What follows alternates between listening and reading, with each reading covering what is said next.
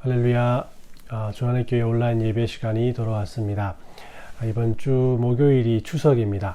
비록 함께하지는 못하지만 한국에 계신 가족들에게 전화하셔서 또 안부도 묻고 또 기도 제목도 나누면서 즐거운 추석을 보내시길 바랍니다. 저도 올 한 해 되돌아보면 힘든 일도 많았지만 하나님 앞에 감사할 제목들도 많았던 것 같습니다. 이런 감사하는 마음이 추석 명절을 더욱 기쁘게 하는 것이 아니겠습니까? 이런 기쁜 마음과 또 하나님 주실 귀한 은혜를 가지고 또 기대하는 마음으로 사도신경으로 신앙 고백드리며 함께 예배로 나갑시다. 전능하사 천지를 만드신 하나님 아버지를 내가 믿사오며 그 외아들 우리 주 예수 그리스도를 믿사오니 이는 성령으로 잉태하사 동정녀 마리아에게 나시고 본디오 빌라도에게 고난을 받으사 십자가에 못 박혀 죽으시고 장사한 지 사흘 만에 죽은 자 가운데서 다시 살아나시며 하늘에 오르사 전능하신 하나님 편에 앉아 계시다가 저희로서 산자와 죽은 자를 심판하러 오시리라. 성령을 믿사하며 거룩한 공예와 성도가 서로 교통하는 것과 죄를 사하여 주시는 것과 몸이 다시 사는 것과 영원히 사는 것을 믿사옵나이다. 아멘. 오늘 우리에게 주시는 하나님의 말씀은 로마서 11장 36절 말씀입니다. 로마서 11장 36절 말씀 우리 함께 읽도록 하겠습니다. 이는 만물이 주에게서 나오고 주로 말미암고 주에게로 돌아감이라. 그에게 영광이 세세에 있을지어다. 아멘. 우리는 지난주 로또에 대한 하나님의 시선에 대해서 살펴보았습니다.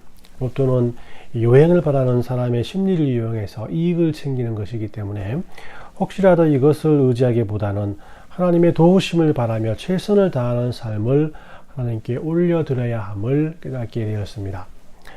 이로써 물질과 돈에 대한 주제를 끝내기로 하고 오늘은 문화에 대한 하나님의 시선에 대해서 살펴보려고 합니다. 이 문화는 우리들의 행동과 생각에 의해서 만들어지는 모든 것을 말하는데 의식주를 비롯하여서 언어와 종교와 학문과 각종 제도를 모두 포함한다고 할 수 있습니다. 이런 의미로 볼 때 우리는 문화에 둘러싸여 있고 문화와 뗄래야 뗄 수가 없는 관계 속에서 살아가고 있습니다. 사람들이 문화를 만들었고 또 그 만든 문화가 또 사람들을 바꾸기 때문에 이렇게 본다면 문화와 사람은 서로 영향을 주고받는 관계라고 할 수 있습니다. 성경과 문화에 대한 연구는 그 범위가 넓고 방대합니다. 그래서 시간 관계상 오늘은 문화에 대한 성경적인 이해만을 쉽게 풀이해서 생각해 보려고 합니다. 첫 번째로 문화의 중심은 예수님이라는 사실을 우리는 잊어서는 안 됩니다. 문화란 예수 하나님께서 자기가 만드신 땅을 잘 보호하고 관리하도록 사람들에게 명령하신 데서부터 출발합니다. 그러나 인간은 이 하나님의 명령을 오해했고 이 보호하고 관리하는 대신에 그것이 자신의 것으로 착각하고 또 착취하고 남용하는 데에 바빴습니다. 이렇게 볼 때 문화의 중심은 하나님이십니다. 하나님께서 이 문화의 근원과 과정과 목적이 된다는 것입니다. 그래서 오늘 읽은 본문에서 사도 바울은 만물이 주에게서 나오고 또 주로 말미암고 또 주에게로 돌아간다라고 로마서를 통해서 말씀하고 있는 겁니다. 이 표준세번역 성경에는 만물이 그에게서 나왔고 또 그로 말미암고 또 그를 위하여 있습니다라고 해석해 놓았고 영어 성경 NIV에서는 from him and through him and to him 이라고 번역해 놓았습니다. 이렇게 볼 때 이 세상의 모든 것은 특히 삼위일체 하나님 중에서 예수님께 집중되어 있다라고 볼 수 있습니다. 그렇기 때문에 그리스도인들은 문화에 대해서 신앙적으로 일관성 있게 행동해야 합니다. 교회에서는 찬양과 기도와 경건한 삶을 살아가지만 학교에서나 직장에서는 기독교 문화를 버리고 세상 문화에 젖어서 살아서는 안 된다라는 것입니다. 세상 문화라고 또 기독교 문화라고 분리해서 사용하지 말고 예수님께서 주인 되신 한 문화라고 생각해야 한다는 것입니다. 그렇기 때문에 어디에서나 우리는 하나님의 자녀로서 당당하고 거룩하게 살아가야 합니다. 다니엘은 바벨론 나라 수도에 포로로 잡혀갔던 사람이었습니다. 당시 최고로 강대한 나라인 바벨론은 그 문화도 찬란했습니다. 우리가 잘 알고 있는 세계 7대 불가 사이에 해당되는 바벨론의 공중정원도 거기에 있었습니다. 다니엘도 이 공중정원을 보지 않았을까 상상해 보기도 하지만 아무튼 바벨론은 그렇게 혁신적인 것이었습니다. 그리고 바벨론은 그들의 점령한 나라의 엘리트들을 데리고 와서 자신의 학문과 학식을 배워가게 할 만큼 높은 문화를 자랑했기도 했습니다. 그러나 다니엘은 바벨론의 진미와 포도주에 취하지 않았습니다. 그 문화에 압도당하지도 않았고 도리어 당당하게 바벨론 신전에서 바쳐졌던 이 진미와 포도주를 먹지 않겠다고 선언하게 됩니다. 이러한 용기는 어디에서 온 것일까요? 다니엘은 아무리 바벨론의 문화가 앞서더라도 모든 문화의 주인은 하나님이시고 또 모든 나라의 힘은 하나님 손 안에 있다는 믿음으로 살았기 때문에 이런 용기를 낼 수 있었지 않을까 생각해 봅니다. 어떤 면에서 그리스도인들은 우리가 믿는 하나님께서 세상의 모든 것을 주관하신다는 것을 표현하고 또 과시하는데 아주 미숙한 것 같습니다. 하지만 바와와 같은 음악가는 자신은 세속적인 곡을 만들든지 교회에서 사용하는 음악을 만들든지 모두 하나님의 영광을 위해서 만든다라고 그의 믿음을 고백했습니다. 이 고백은 하나님께서는 세속 문화에도 또 기독교 문화에도 주인이 되신다는 것이고 또 하나님께서는 사람의 모든 문화 활동을 통해 영광을 받으시길 원하신다는 그것을 우리에게 알려주는 고백이라고 할 것입니다. 이렇게 생각한다면 기독교인이 만든 문화가 모두 절대적이고 선한 것도 아니고 또 그렇다고 세속 문화가 모두 악한 것도 아니라는 결론이 나옵니다. 그러기에 우리는 어떤 문화이든 겉모습만을 보고 판단해서는 안 되고 그 안에 역사하시는 하나님의 모습을 볼 줄 알아야 합니다. 특히 밴쿠버에서의 삶은 다문화 속에서의 삶이기 때문에 우리들의 편협한 판단이 다른 나라 문화 속에 있는 하나님의 능력을 볼 수 없게끔 할 때가 많이 있습니다. 미국은 다양한 인종들을 미국이라는 용광로에 녹여서 새로운 미국인으로 만든다고 합니다. 하지만 캐나다는 다양한 인종들의 문화를 존중하여서 하나로 만드는 모자익이라고 말합니다. 제가 사는 리치먼드 넘버 5 로드를 타고 남쪽으로 계속 내려가다 보면 길 왼쪽에 신기한 광경이 펼쳐지게 됩니다. 처음에는 굉장히 큰 불교 사원이 보이고 또 그 바로 옆에 시크교 사원이 또 그 바로 옆에 힌두교 사원이 바로 옆에 이슬람 사원이 줄지어 있습니다. 조금 더 가다 보면 유대교 회당과 또 유대교 학교 그 바로 옆에 또 중국인 교회와 또 기독교 사립학교가 있고 제일 마지막에 그리스도 정교회 건물이 위치해 있습니다. 이 한 길가에 세계의 주요 종교가 다 모여 있는 종교 벨트라고 할 수가 있는데 어떤 나라에서는 이렇게 모여 있으면 서로 테러하고 또 서로 위협한다고 하지만 전혀 그런 일 없이 평화롭게 잘 지내고 있는 것입니다. 이 저희 동네에서만 있는 특이한 모습이라고 할 수가 있는데 제가 처음으로 이곳에 이사 와서 느꼈던 것은 다른 종교에 대한 편견이었습니다.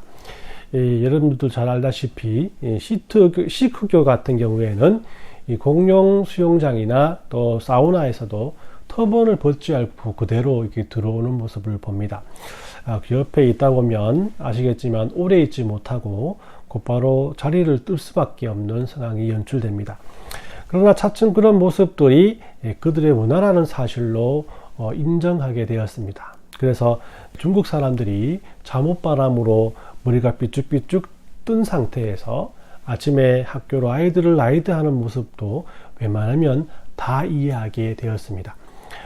오늘 말씀을 준비하면서 다시 생각해 보니까 어떤 종교도 어떤 문화도 그 위에 우리 하나님이 계시고 이들을 향한 하나님의 계획이 있기 때문에 그리스도인이라면 편협한 마음으로 그들을 보지 않아야 한다는 확신을 가지게 되었습니다. 그러나 우리가 잊어서는 안 될 잣대가 있습니다. 그것은 하나님의 공의에 대한 것입니다. 즉 문화의 다양성은 인정하지만 그 판단의 잣대가 하나님의 공의에 있어야 한다는 것입니다. 생각해보면 이 세상 많은 문화 중에도 인정해서는 안 될 문화들이 존재합니다. 극우 이슬람들의 자살 테러나 또 인도 카스트 제도, 또 많은 문화에서 자행되고 있는 비윤리적이고 반인륜적인 악행들은 그들의 문화의 특징일지라도 우리들은 인정하고 용납해서는 안 됩니다. 두 번째로 문화는 이 복음의 도구라는 것입니다. 하나님은 성경의 저자들이 살았던 문화와 저자들의 개인적인 문화 배경을 기초로 해서 하나님의 뜻을 인간에게 전달했습니다. 이 말은 하나님께서 우리들이 말씀을 잘 이해할 수 있도록 당시의 언어와 역사와 건축과 시와 같은 문화적 배경에 맞추어서 우리에게 말씀하셨다라는 것입니다. 예를 들면 시편을 읽다 보면 당시 중동 히브리 사람들의 문화적 상황들을 많이 알게 됩니다.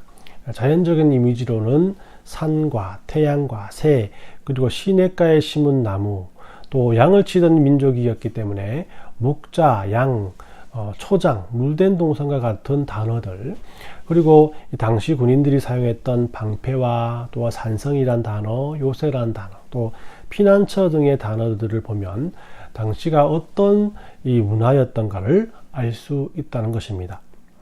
신약 성경에도 발을 씻기는 모습, 또 병화의 입맞춤, 또 우상에 바친 고기를 먹는 것 등의 이 단어와 문장들은 당시 초대교회의 문화적 상황들을 그대로 보여준다고 할 수 있습니다. 그리고 예수님께서 제자 베드로에게 내 염소를 먹이라, 내 토끼를 먹이라 라고 말하지 않고 내 양을 먹이라고 말씀하셨던 것은 당시 예수님께서 제자들에게는 상당히 익숙한 문화를 통해 말씀하셨다는 것을 알 수 있습니다. 이렇게 성경이 우리에게 문화를 배경으로 말씀하신다는 것을 통해 우리들도 문화를 통해서 복음을 전해야 한다는 것을 알 수 있습니다. 즉 그리스도인들은 예수님처럼 문화를 복음을 전하는 도구로 적극 사용해야 합니다. 문화가 복음의 통로로 사용되기 위해서는 우리들의 생각 속에 있는 문화의 영역을 좀 더 넓혀야 합니다. 문화는 넓은 의미로 세 가지의 영역으로 요약할 수 있습니다. 첫 번째는 노동과 재정을 위한 생활 전반적인 활동을 의미하고, 또 두 번째는 우리가 잘 알고 있는 예술, 또 문학, 또 음악과 같은 활동들을 말합니다. 그리고 마지막은 도덕과 법률과 풍습과 같은 인간의 내면적인 생각도 여기에 속합니다. 문화가 복음의 도구가 된다는 것은 문화의 큰 영역인 우리들의 삶 전체의 문제이기도 하지만 이 처음 시작은 개인의 영역에서 시작해야 합니다. 우리들의 일터와 가정과 또 우리들의 개인적인 삶 속에서 거기에 맞는 문화적인 언어를 가지고 내가 받은 은혜를 전하는 것이 각자 실정에 맞는 복음 증거의 최선의 방법이라는 것입니다. 내가 본 영화의 감동적인 장면을 주위 사람들과 함께 나누고 내가 읽었던 책 또 들었던 설교 속에서 받은 은혜들을 나와 같은 문화 속에서 함께 살고 있는 사람들과 나눌 수 있다면 거기에서 변화가 시작된다고 할 수 있습니다. 예수님께서 제자들을 부르실 때도 생뚱맞은 사람들을 부르시기보다는 모두 서로 관계가 있는 자들을 부르셨습니다. 안드레와 요한은 사도 요한의 말과 추천을 통해서 예수님을 알게 되었고 또 예수님을 따르게 됩니다. 그리고 안드레는 그 형제 베드로를 예수님께 인도했고 또 요한은 그 형제 야고보를 예수님께 데리고 옵니다. 이런 제자들의 모습을 통해 이들 모두가 관계 전도를 통해서 예수님을 믿게 되었음을 알 수 있습니다. 이렇게 볼 때 함께 할 수 있는 가까운 친구나 가족이나 친척들에게 자신이 예수님을 만난 은혜를 이야기해 주는 것이 우리가 실제적으로 쉽게 문화를 복음의 도구로 활용할 수 있는 좋은 예라고 할 수 있습니다. 그러면 문화를 개인적인 영역에서 조금 더 넓은 영역으로 생각해 봅시다. 그 영역은 교회의 영역이 될 수 있습니다. 교회는 성도들이 문화를 잘 이해하고 또 신앙과 문화를 잘 접목시킬 수 있는 부분에 대해서 양육해야 할 의무가 있습니다. 그리고 성경적 잣대를 가지고 문화를 분별할 수 있는 신학적인 큰 틀을 가지고 있어야 하고, 또 이것들을 통해 성도들이 그들 앞에 있는 문화들을 잘 분별할 수 있도록 도와야 합니다. 제가 어릴 때 인터넷이 처음 시작되었고, 또 저와 같은 젊은 세대를 X세대라고, 또 그 후 세대를 N세대라고 불렀습니다. 이전보다 대중음악도 많이 변했고, 또 영화나 문학도 외국에서 무분별하게 들어왔던 시대였습니다.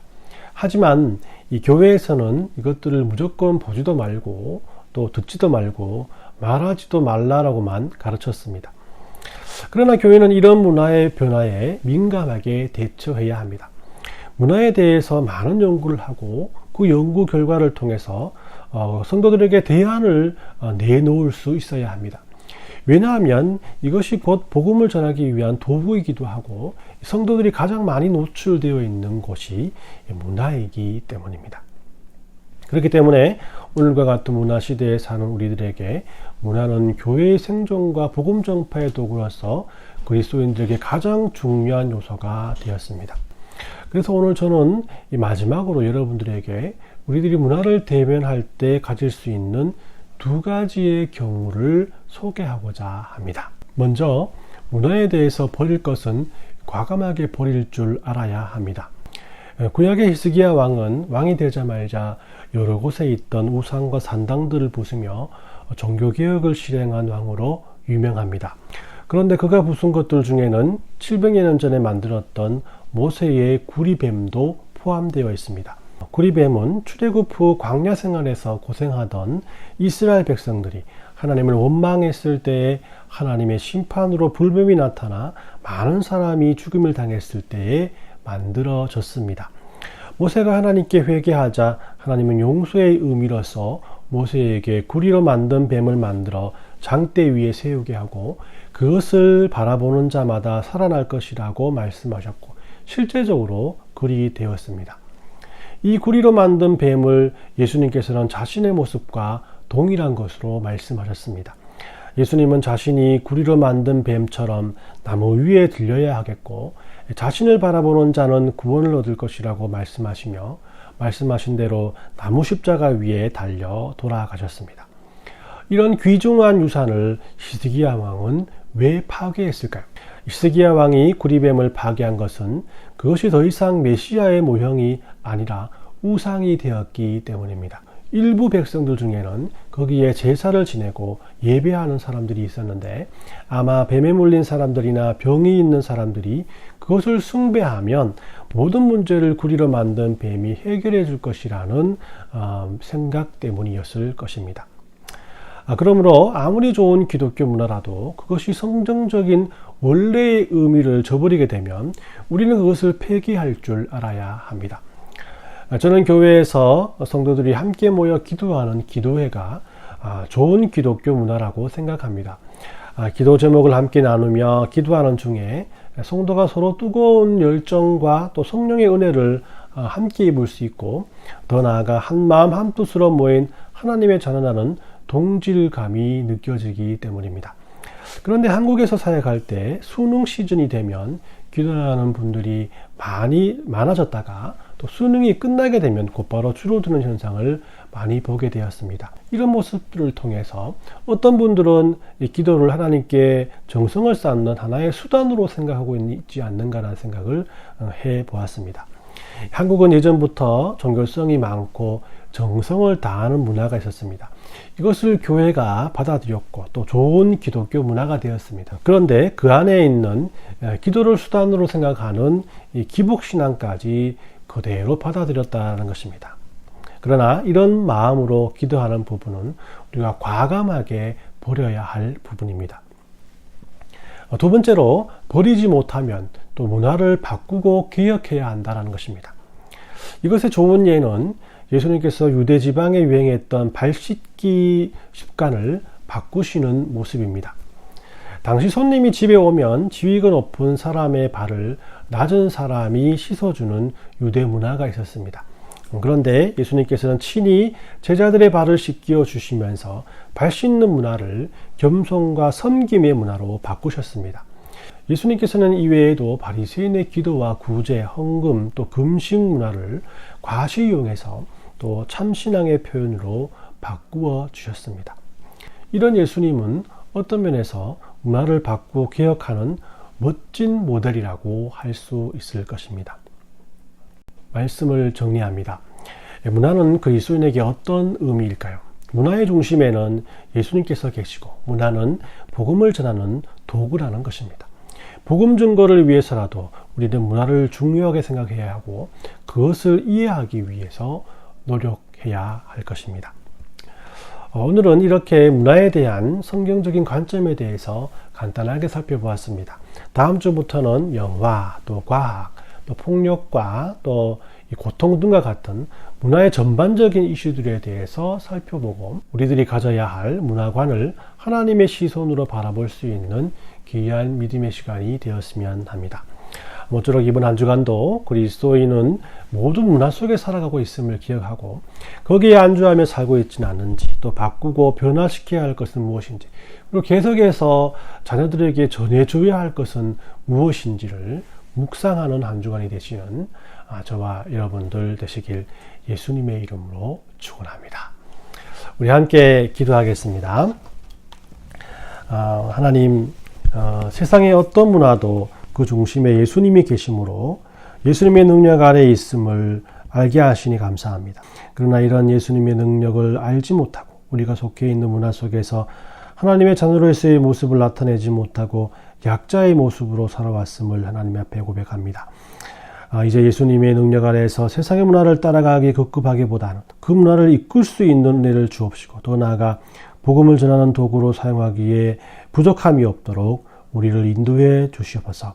그러기 위해서 먼저 하나님 앞에 기도와 말씀으로 서길 원합니다. 우리에게 주신 은혜 없이는 살아갈 수 없음을 고백하며 내 스스로가 내 주위에 있는 문화를 번역하고 또 바꾸며 살아갈 수 있도록 도와주옵시고 이를 위해서 문화에 관심을 가지고 또 이해하고 배려할 수 있는 믿음을 우리에게 더입혀 주시옵소서.